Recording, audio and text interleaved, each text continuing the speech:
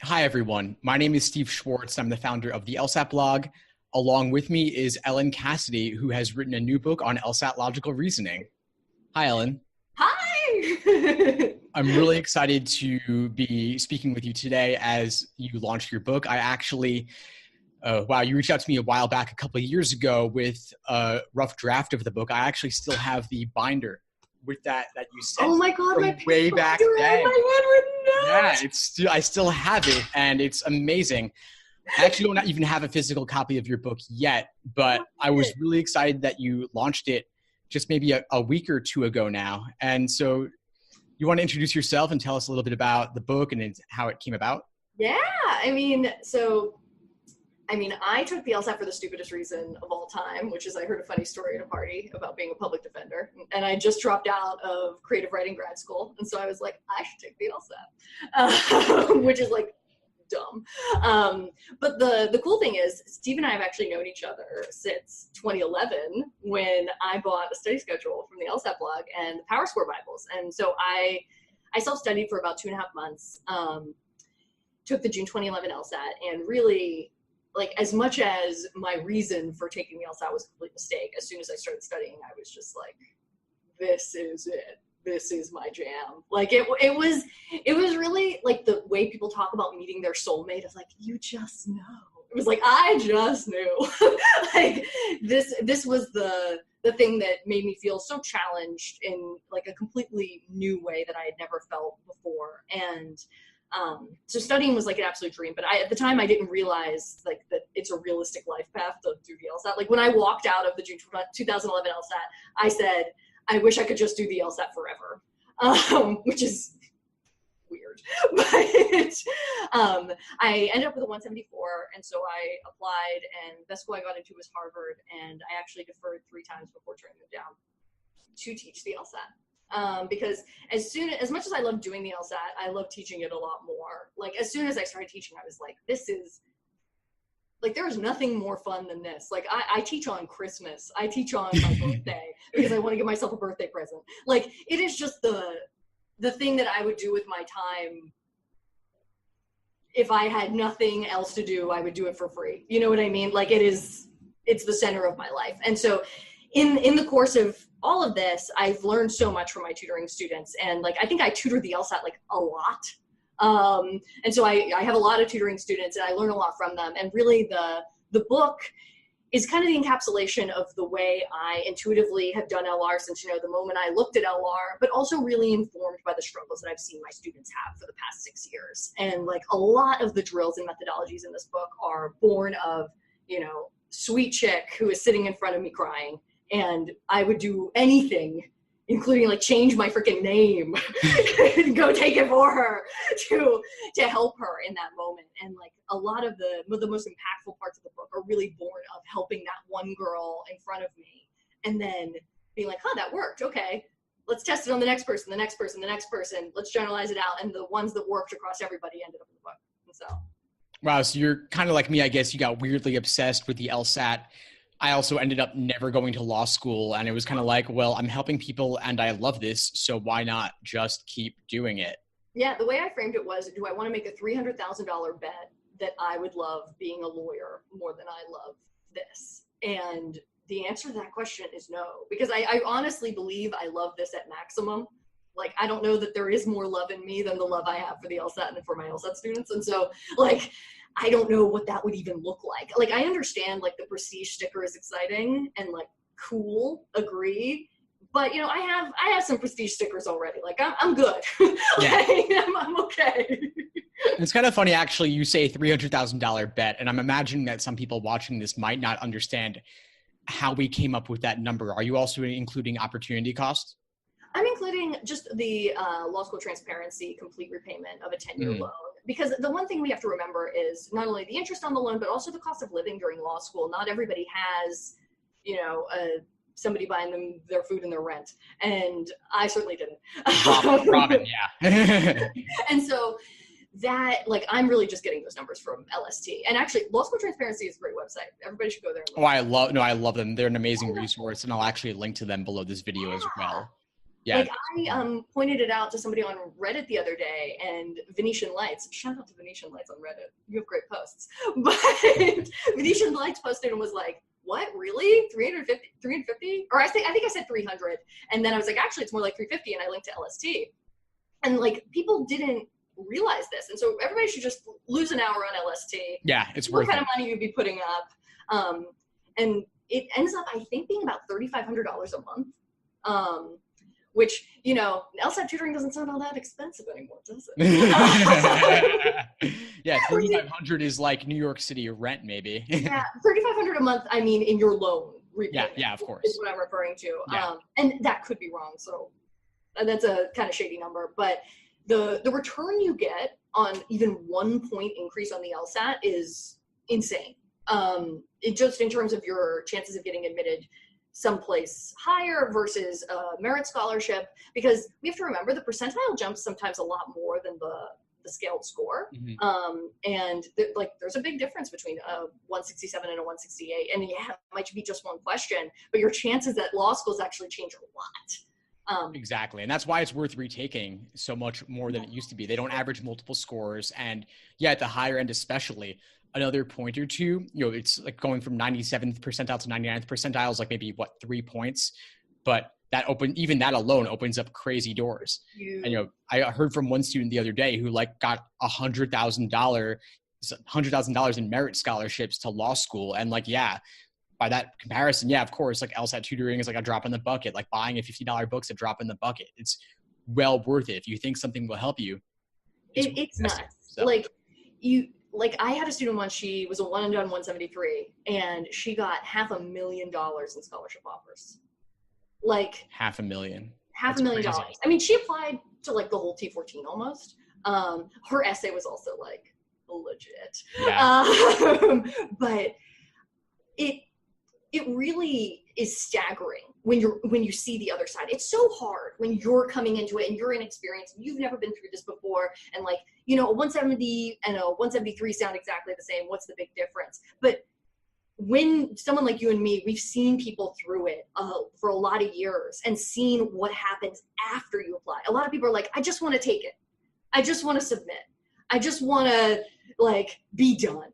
And like, I respect that. You know, it's a real emotion, and I don't give anybody shade for having those feelings. But what I base my advice on is what you really want, which is to get in and to get money. And a lot of times just take it, just submit, just be done is antithetical with get in, get money. Because like, that's what you really want. And that's why, you know, maybe a retake is better. Maybe another draft of that personal statement is better, just for those long-term goals. No, I totally agree. I think a lot of that comes down to like frustration and impatience. And obviously the LSAT makes smart people feel stupid a lot of the time. And so that's not fun, right? Like people want to just move on and do something more fun, because like no one's, other than us maybe, not too many people are passionate about the LSAT, but a lot of people are passionate about law school. And that seems like the way more exciting place you just want to get to already. But whatever point you're at in your life, another year is not going to make a difference if that's what it takes. And now that the LSAT's going to be offered something like 9-10 times a year, like there's always another retake opportunity around the corner. Yeah, I've had a lot of students, actually, I'd like to say for the record, reach out to me and tell me they missed the LSAT. Yeah, you made them love it, huh? That is not just a couple of people, that's a good number of people. And especially tell me that the way I do LR has massively, massively helped them in law school. And that if they did not do LR with me, they would have perished, which of course I'm warm and fuzzy. But the LSAT isn't the big dragon I think that everybody thinks it is. It can feel like it is, but man, when you're on the other side, you look back and it's not nearly as bad as it feels like it is in the moment. Yeah, it actually, once you start to understand it on a deeper level, it actually becomes like strangely fun. And I think that's part of why I stuck with it. And there's, you know, lots of different unique things about it that I'm sure we'll get into. But let's see. So your book, it's the child of, Loophole in Logical Reasoning. We actually haven't even mentioned the title yet. So we should do that. Yeah. The Loophole in LSAT Logical Reasoning. Also, I'm hoping people just call it the Loophole in Logical Reasoning, but you gotta put LSAT in the title. Yeah. So what is that loophole? What do you say the loophole is?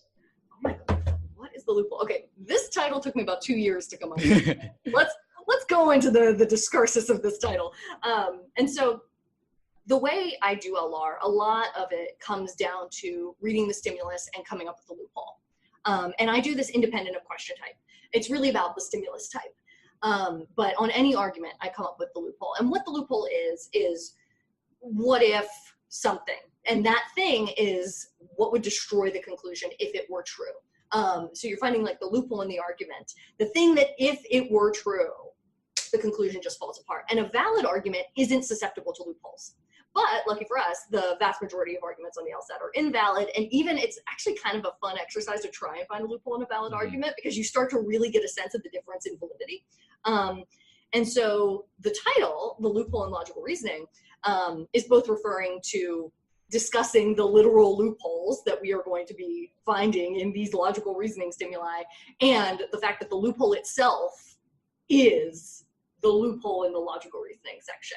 Because once you actually get really good at finding the loopholes in these arguments, the section really starts to like flow through your fingertips like water. Like it becomes much more fun. You become much more in control and really just in charge of your own destiny. You aren't as susceptible to, oh, you know, I just always miss weekend. I just, you know, that type of stuff, because you're the one in control of the stimulus. You're making sure you have your read right, you have your translation right, you have your analysis right. And then you go into that question and you already have your armor built up. And so that itself is the loophole. Gotcha. So the loophole, to put it in like terms for those who don't get it yet, it's basically like the gap. Yeah. It's the gap in the argument. It's the gap. And so it's like the thing that's wrong with the argumentation. And I go into this starting in chapter 2 of the book, and then it filters throughout the whole thing. That in any invalid argument, which is any bad argument, the ones that we see on the LSAT all the time, there's like, yeah, but what about that? Yeah, but what if like Dolores actually assaults people? You know, like you didn't cover that base. And so that, and there are lots of different kinds of loopholes too, that like patterns that we can detect. That's what the loophole is.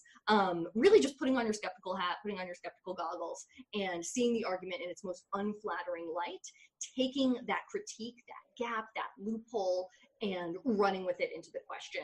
And it's actually interesting because the loophole is the negation of the necessary assumption. So the necessary assumption, the thing that has to be true if this conclusion is to hold water, that's just the flip side of the loophole. And so you can come at it from either side. You know, I don't really care. If everybody came up with the necessary assumption every question, boo for you. That works just as well. But either one, they lend you into the answer to a lot of the questions. And so you get good at sensing that one thing, and suddenly you can answer the vast majority of the questions without even knowing the question type, which is pretty awesome. Gotcha. Yeah. So given all of this, you would probably say, well, I'll let you answer this. Question stem versus stimulus first, classic question, but plenty of smart people on both sides of that debate.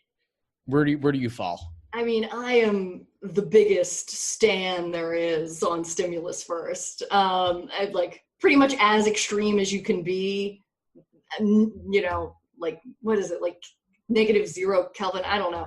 Like it's absolute zero on stimulus first. And the reason for that is I believe that you're much more in control of your own destiny when you're in control of the analysis of the stimulus. The answer is in the stimulus, not in the answer choices. And I mean, let's just outline like what would happen. You read the question stem first. Okay, like I read the question stem first. I find out it's a strengthen question. I'm like, okay, strengthen. I have this thought bubble going throughout my read of the stimulus. Suddenly, I'm not really focusing on my read because I have something else going on, because I'm like, I'm reading it with strengthening in mind. Read it with analysis in mind, man. Like, read it to know what it says. Read it to know what's wrong with it. The strengthening is not a big freaking deal. Like, you can switch your analysis into strengthen with like very little effort. But if I have that like strengthen distraction in the back of my head, like that shouldn't really affect how I'm reading premise 2. Do you know what I mean? It isn't really going to aid me in terms of my understanding of premise 2, my ability to analyze premise 2. And then when I get to the end, if I haven't forgotten it, which like a lot of people may, okay, now I'm like, okay, now I read this and now I'm strengthening it. It like, for what? Do you know what I mean? When you can just do the exact same thing on every argument stimulus, like I don't really see the upside. Yeah, it's really interesting. I think that you're right that when an argument contains a gap, as most of them do, then you do want to kind of look for that gap regardless of which question type you're dealing with. I've often thought about how you could categorize all the different LR stimuli by their methods of reasoning and then the different kinds of gaps they contain. I think it'd be interesting to do. Have you ever done anything like that or thought about that? Oh, well, I mean, I have a chapter in my book on the flaws, and I have a method vocab list where I kind of talk about all the different method answer choice language and give people the definitions of some of those words, and then an uncut version on my website. But I feel like Testmasters kind of does have something like that, and it's really overwhelming for people. Mm-hmm. Yeah, it's something like over 100 flaws, I think. Well, it was 86, and it's over 100. Oh, geez. Yeah, all the variations, I guess. And like, even, on Reddit, I've seen some people talking about like, I can't memorize the flaws because there are just too many. And it's like, well, what are you referring to? And they're referring to that Testmasters list. Mm-hmm. And like, as an LSAT person, I absolutely respect the effort that went into that list. And like, I would enjoy reading it and it would be fun for me. I think for the average student, maybe they're going to feel a little bit overwhelmed and they are going to rebel against that level of memorization. But like, I mean, we could have a debate all day about where memorization and learning meet and how they're always going to have some relationship to each other. But I think as LSAT people, we have an obligation to always put the student first and put the accessibility of our information first. And that's why, my book used to be 800 something pages, 900 pages. That's why it's 462 now, because I knew that if I asked people to read that many pages, they're not going to read any of them. It's like if you ask somebody to run a marathon, they aren't going to run anything. If you ask somebody to run half a mile, maybe they'll run a quarter. Do you know what I mean? Yeah, like, start small. Yeah. Start small. Give them some bite-sized information. Get them going on something. Whereas if you try and do like an exhaustive catalog of all the different methods of reasoning, well, I feel like there are certain people that would be like, yes, agree, into it. And I am one of those people. For a lot of people, it's just going to come across as over-categorization. Do you know what I mean? Totally. And then like there's also, you memorize it, but do you truly understand it? Like you can memorize it on a flashcard, but then can you implement it with a totally new logical reasoning stimulus that you've never seen before, especially if the topic is scary or unfamiliar? Then what do you do? Yeah. Like in terms of memorization, it's interesting. Like I have this concept called Powerful-Provable in my book, which is basically I figured out that there are only two qualities that ever make an LSAT answer choice correct. It's either powerful or it's provable. And the cool thing is you can split the question types of like, these questions are always looking for powerful answers. These questions are always looking for provable answers. And there are like distinct keywords for each. You can predict this pretty well. And, all my students use Powerful-Provable because it's very easy to explain. It's very bite-sized. It's awesome. And like, nobody's ever like, screw it, I'm not going to do Powerful-Provable. But in the back of my book, I have an answer choice chapter that categorizes all of these different linguistic patterns and answer choices on of what makes one powerful and another provable. Like there's one called the step ladder, which is like the more this, the more that answer choices of like a directly proportional relationship. These are always powerful. And so if you see a step ladder in a provable question, you can cross it off pretty safely because they're essentially impossible to prove from a logical standpoint. Do you know the number of my students who actually are using these answer choice types? Not many, I'm guessing. Not nearly as many as are going to be like, oh, well, that has a sum, so it's provable. And so maybe I could do that. You know what I mean? Like yeah. the more bite-sized version, even if I really believe the answer choice chapter is like one of the best chapters in the book and one of the most exciting and like cool and was definitely hard to do. I'm sure. They don't use it nearly as much because it does entail memorization. And I'm not talking 80 different answer choices. I'm talking like, I don't actually remember, but like 15 maybe different patterns. And some of these are, like strong answers, things that have all in them, like not massively complicated ideas. But because it has that list of types, it doesn't play as well in practice. Yeah, I don't know. Gotcha. No, that's interesting. Yeah, I think that a lot of the time it's more than just understanding, than memorizing or getting a list of all the methods of reasoning. You've got to be able to use it.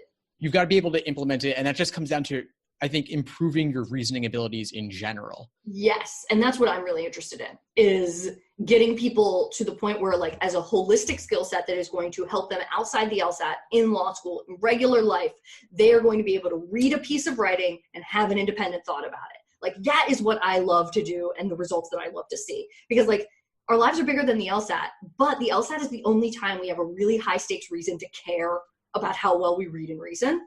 And that's what I hope the book does.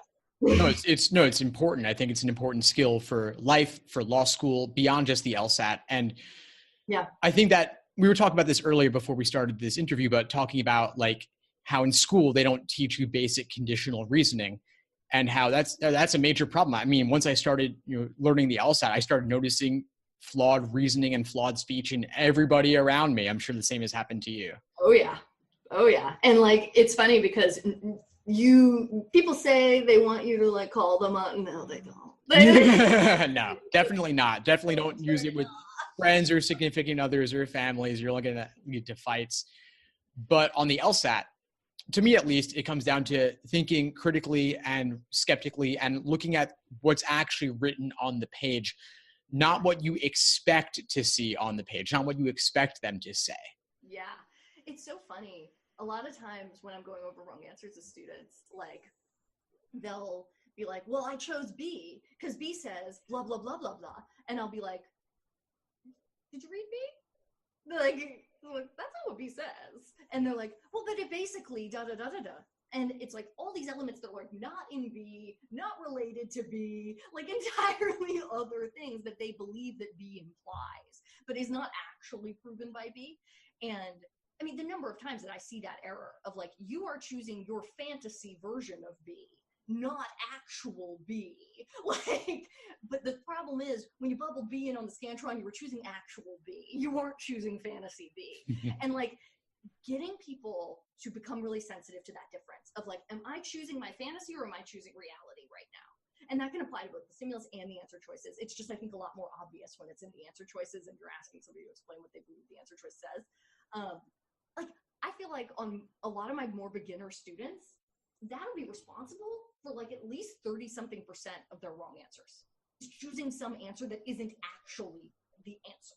So I totally agree. Yeah, I think that the biggest problem for students, and the toughest LR questions at least, is the LSAT plays tricks with us, and they lay traps by containing reasoning in the stimulus that are not really in line with arguments you might actually ever see in real life. There's this one question I love about how it's from like exam 38 or something. It's an old one, but it's about how this guy is a smoker and he still wants to ban smoking in a public place. And normally we're thinking, oh, the smoker, of course he wants to keep smoking available to everywhere he goes. But the question's not doing that. That's not what they're saying. There are so many flaw questions and parallel flaw questions that just contain bizarre reasoning. And you really have to think carefully about what is the question actually saying. And if it's later in the section, especially be on the lookout.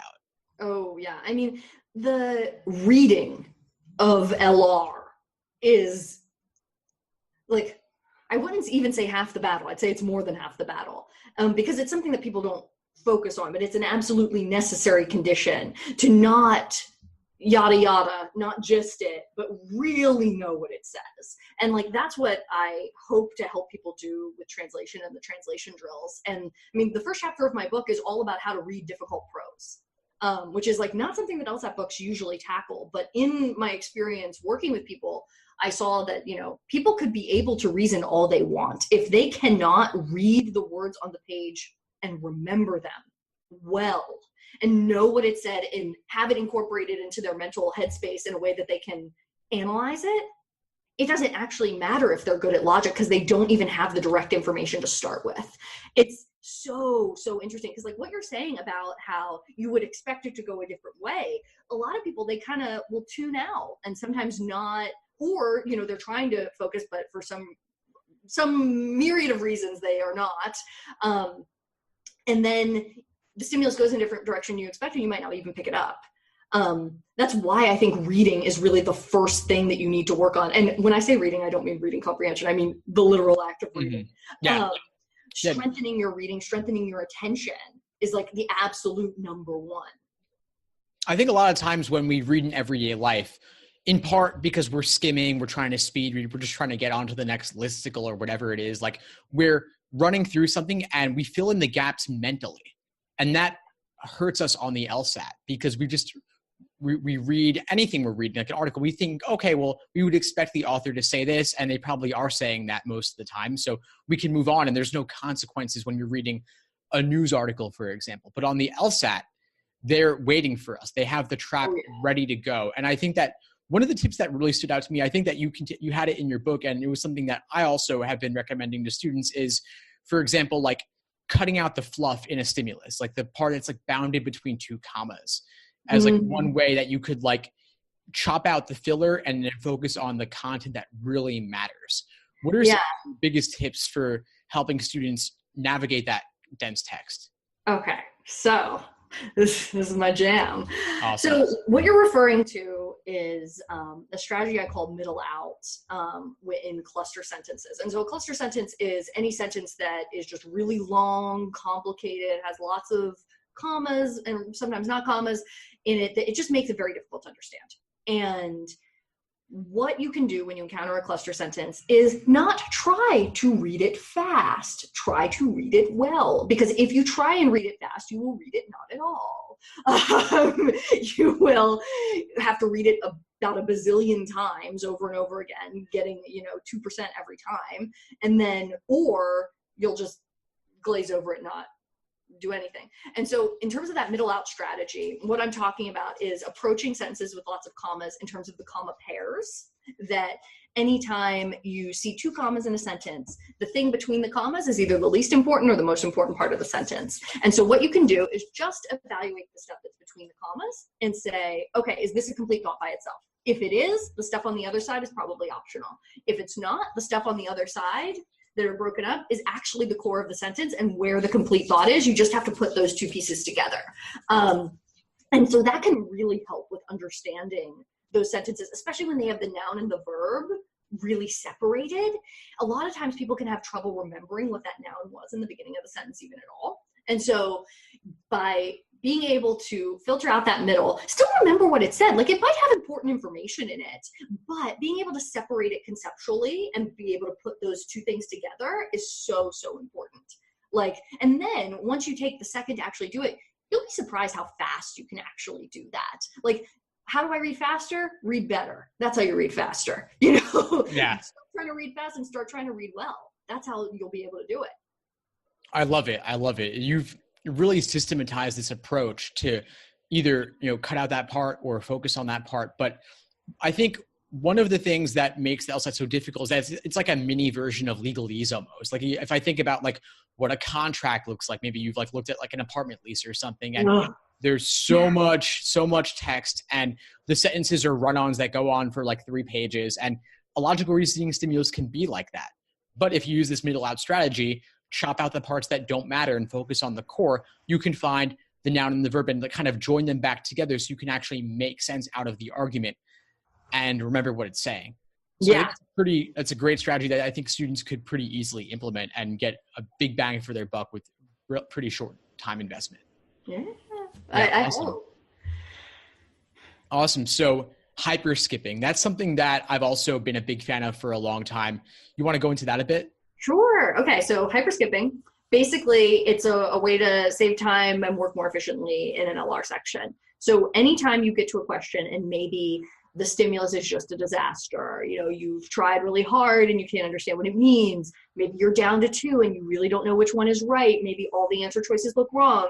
For whatever reason, this question is just going pear-shaped. As soon as you start to feel that happen, the correct thing to do is answer the question immediately. You need to get an answer on that Scantron, and you need to go with your gut. Use Powerful-Provable. Just put an answer down. Don't second guess yourself. Go quick and circle the number. And so then by doing this, what we do is we ensure that we don't blow 2.5 minutes on number 8 and then feel pressed on number 11 and miss a doable question because we have anxiety. True stories.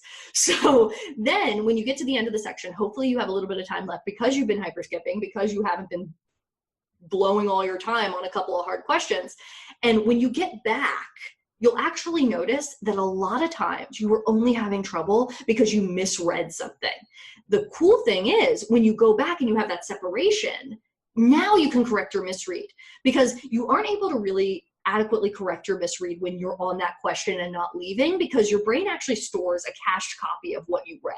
And when you reread, a lot of times you're only reviewing that cached copy. You aren't really reading it again from scratch. That's why we can do the same misread over and over and over again. When you go to the end of the section and then you come back, that cached copy is been wiped because you've done questions in between. Now you get a fresh read, and the question can actually go pretty quick and pretty simply. And so you save a lot of time, you feel a lot more sure. And a lot of the time you'd be surprised that gut instinct response you have in the beginning to the hyperskip question ends up being right, like a good amount of time. It really reflects like your overall percentage of question missed. Usually people don't miss many more of their hyperskip questions than they would miss of their non-hyperskip questions. So yeah, that's hyperskip. Yeah, no, I love it. I've recommended something similar for a while just to avoid getting bogged down. Like, I think it's good to bubble down something if you can, so at least you don't run out of time and leave it blank, God forbid. But at least you avoid getting bogged down. You come back to it. You have a fresh perspective, and you still have that copy stored, like you said, so that you're not totally starting this question from scratch. And you avoid that tunnel vision that can happen when you put in like minute after minute after minute, and you're just getting more and more stressed and your understanding is not improving at all. But personally, I'll hyperskip like 4 or 5 LR questions in just one section. And people are like always shocked when I tell them that, because they think I should just know the answer right away. But no, it happens to me too. And no, there's no shame in that. No, it's not. Like, I'm not trying to be a genius. I'm trying to get the questions right. Exactly. Yeah. If you are not 100% sure, man, take a second look. Like, it doesn't matter. Yeah, you can always come back later. Exactly. Because the problem is, like, say this number 8, I'm just blown. I don't know what's going on. And like, I'm freaking out. The real danger is not that I miss number 8. The real danger is 9, 10, 11, 12. Because I will not tell you how many times I have looked at practice tests and real tests, and I see, okay, you missed 11, 12, and 13, and they're like not even a big deal for that student. Like that student, that's within their wheelhouse. They can get 11, 12, and 13 in this particular instance. And I'll be like, how was number 10? How was 9? How was 8? And then we find that's the question. And even though they got it right, they missed those ones later because their head was still on 8. Their head was still messed up of like, oh my God, but what if it was wrong? Da, da, da, da, da. Now I won't get into NYU.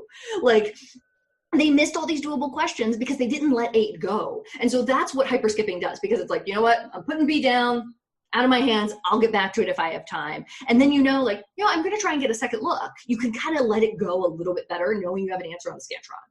Yeah, the key is just you don't want to get bogged down. And yeah, that question, whether you get it right or wrong, the point is that it could lead to this cascading disaster, really. And that can not only happen within one section, but then the rest of the test. I always hear from people after every LSAT that they scored below where they should have, and it's because what happened earlier affected what happened later. Totally. And hyperskipping is a way to avoid spending time and kind of contaminating your mentality almost. In fact, for that reason, one thing I always recommend to students is mindfulness meditation to me too. Improve that focus. Yeah. Yeah, absolutely. Like, there's so many good apps for it now too. And like, you don't even have to really pay money. But I have a online supplement called How to Be a Good Test Taker. And that was born of, I think it was like the February 2015 LSAT or something. 100% of my students went in and choked.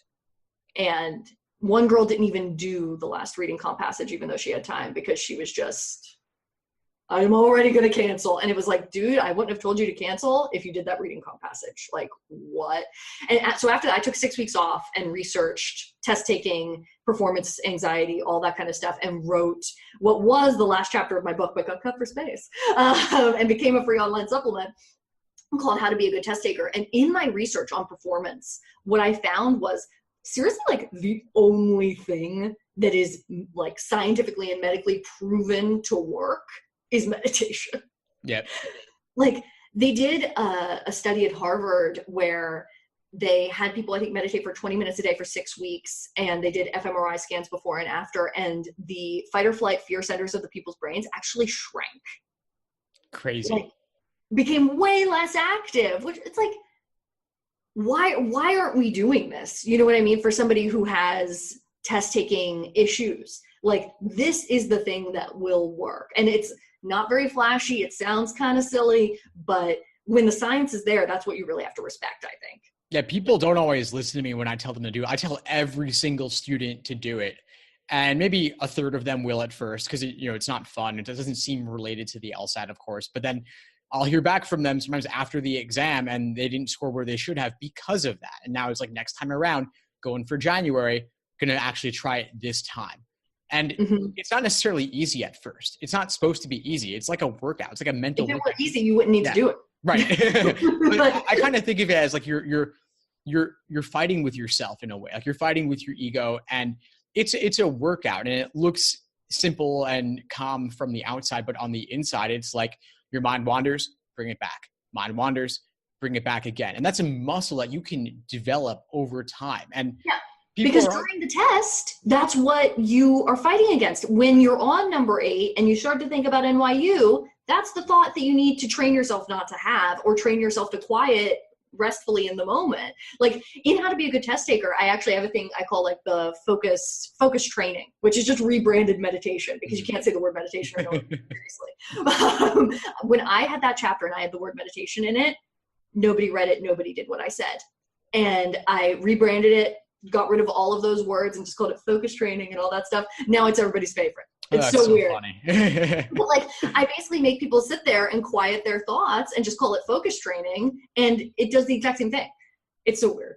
Oh, that's funny. Yeah, I guess for the rational mind or something, I don't know. But yeah, it is focus. And people always get frustrated when they meditate or focus because the mind wanders, and that's a failure. But I like to think of it as that's the opportunity to improve your skills, because when you notice, the moment that you notice that your mind wandered, that's the moment of growth. If your mind wanders and you kind of go on this tangent for like 20 minutes, like then you didn't do so hot maybe. But like if after 5 minutes or after 3 minutes, you notice, then you bring it back.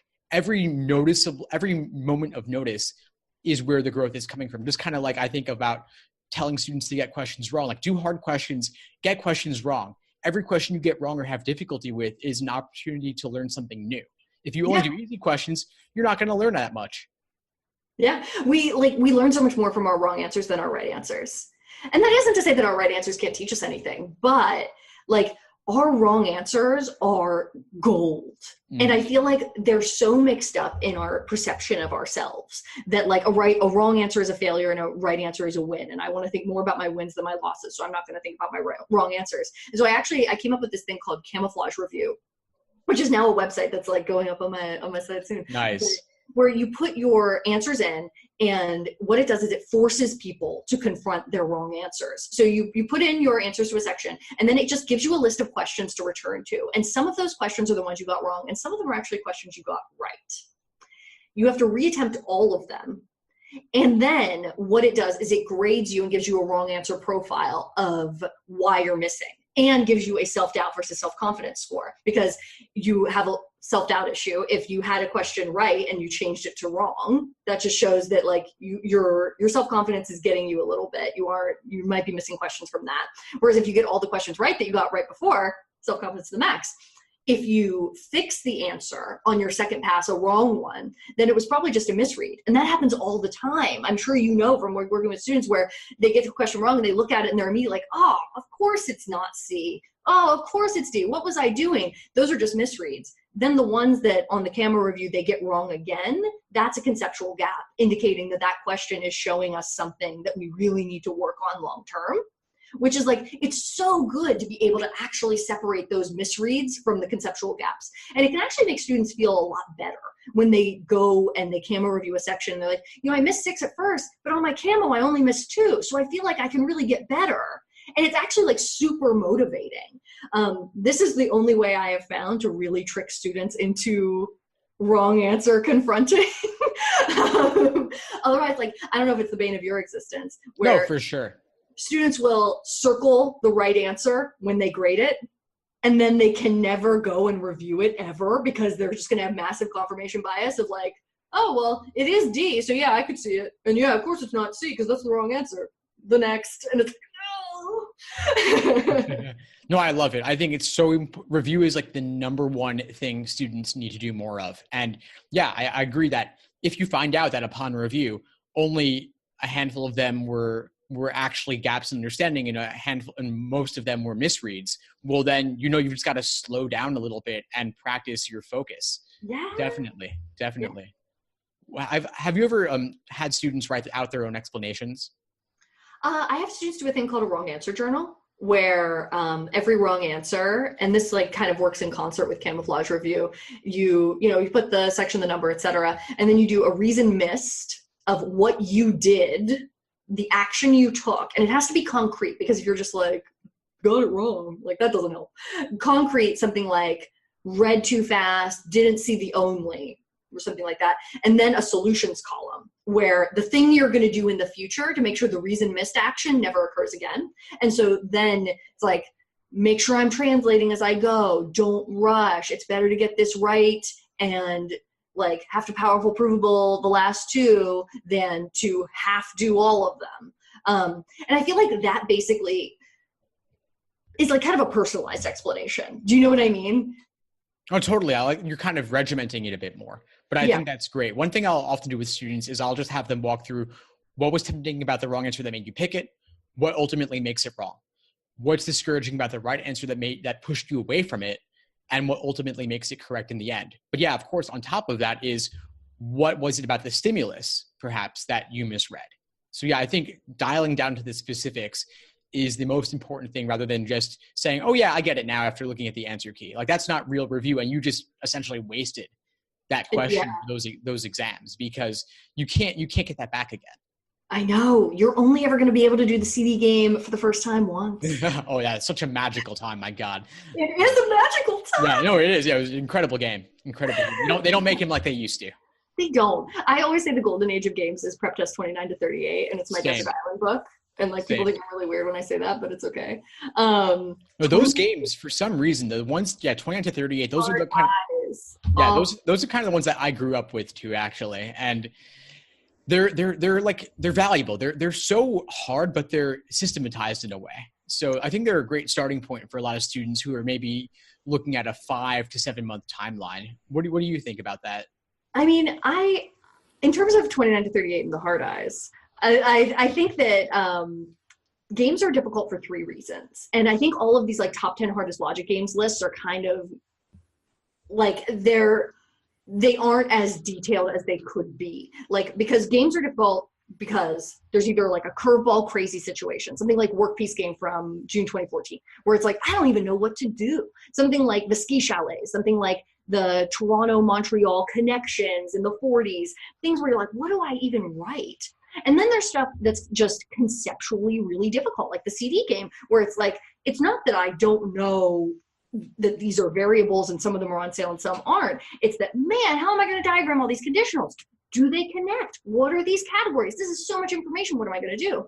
And then there's stuff that's just labor intensive, tedious, things that sneak up on you. Like, it's after the voicemail website game. I think it's in December 2012, where it's like finance, nutrition, and wildlife. And it's like a 7 and like line, and you have to put them in order. And man, do you have to write hella templates on that. Just churn. And sometimes those churning games, while they might not look hard, they can be way more punishing than something like the CD game, which, like, I know that's kind of a hot take, but that's absolutely how I feel. And I feel like 29 to 38 is full of those conceptual difficulty games. Yeah, not so full of the curveballs. That's more something like the first one in like Prep Test 7 and honestly Volume 6. Mm-hmm. The curveballs are like early and then late. Early and late. And you know what? In June 2014, actually in February 2014, when they first did that circle game again, and then in June 2014 with the Work Piece game, and then the virus game, and then that property switching game, and like all of these things coming back, I was like, you know what? This is LSAT saying, don't you ignore those old games. Odd and even round tennis matches, man, they're coming back. Like, and even Mulch and Stone coming back in November. And of course, that's mines, but still, like, they are throwing back, and it is on us if we are not familiar with those games. Do you know what I mean? Totally. I think I would break the games into like a few different categories. The curveballs, I think, are like first and foremost the most difficult games that students today need to focus on, because LSAC just keeps throwing out more and more and more of those. The ones that from like the 30s, I think that those are, a lot of times they're conceptually difficult in some way, where maybe you have to go into way more depth with templates than you ever would have. Ransborough-Souderton, my favorite. Yeah.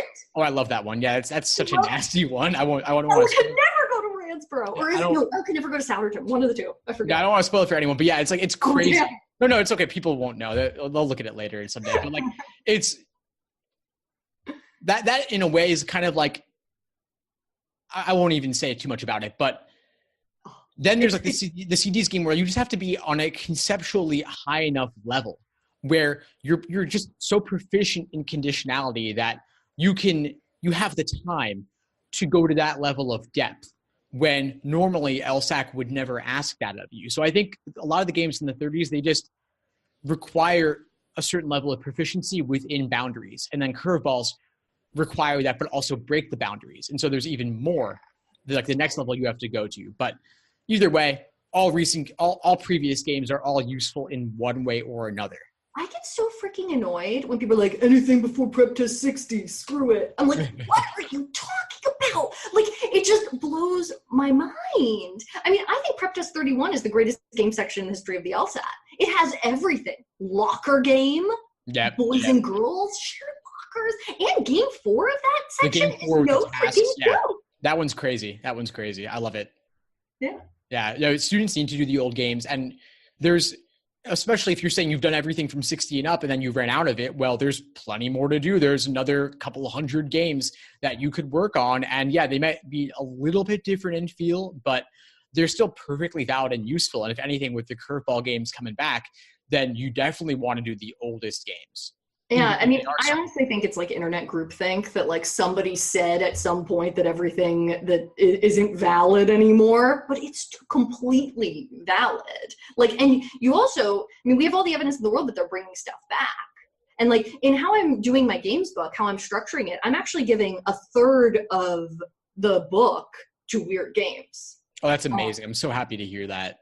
Yeah, that I'm doing it 1/3, 1/3, 1/3. And I'm not even actually structuring it by type. I'm actually structuring it more by action and by skill. But, you know, within each action and skill, we explore different kinds of games. But I'm like really not relying on typing nearly as much. But the weird games are getting just as much page count as something else, like as grouping and ordering. Like, because it's too big of a vulnerability to leave open to like the last few pages of like some afterthought of like, oh, if I have time, I'll think about pattern games. Like, no, bro, like go and do it. Get good at it from the get-go. That's why I always have my students in tutoring with games. They start at that book of 10 that starts at prep test 7. And I want them to freaking cut their teeth on the promotions game, on the alphabet game, on the subway game. You know, I want them to have that ingrained, baked right into their idea of games from day one. Not, what the hell is this? How am I supposed to do it? I know how to put dancers in order. You know what I mean?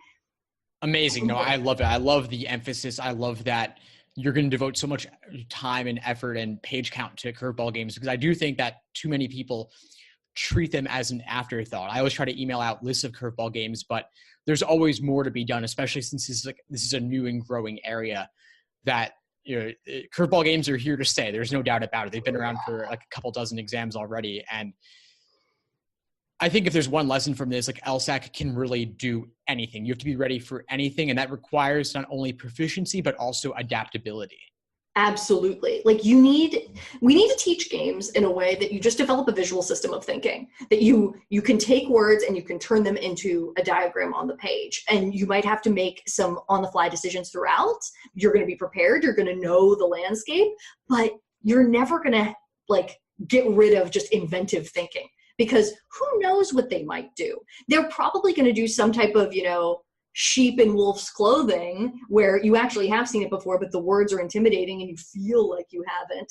That's why we need that adaptability and just like really spatial fluidity of like, turn the words into pictures. Let's go. Like, love it. That's really it.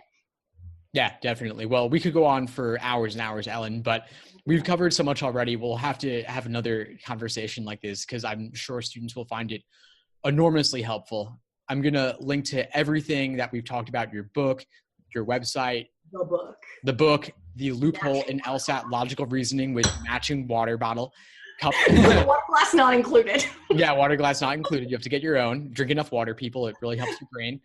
But yeah, so what's the best way for people to reach you in the meantime, Ellen? Probably, I mean, you can always email me, ellen@elementalprep.com. Ellen@elementalprep.com. And then I'm also on Reddit at Elemental Ellen. You can always chat me. I prefer the chat to the message just because it's easier to type. But I help people with games and LR and test taking and admissions stuff, all for free. There's no pressure, no anything.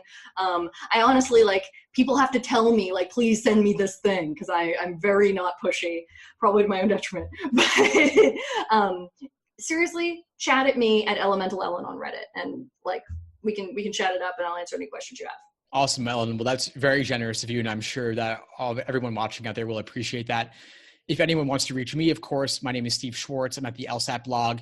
You can find me through there or leave a comment on YouTube, and we'll chat more. But again, everyone, thanks for watching. I hope you found this helpful, and Ellen, we'll have to have you back soon. Thank you. Take care.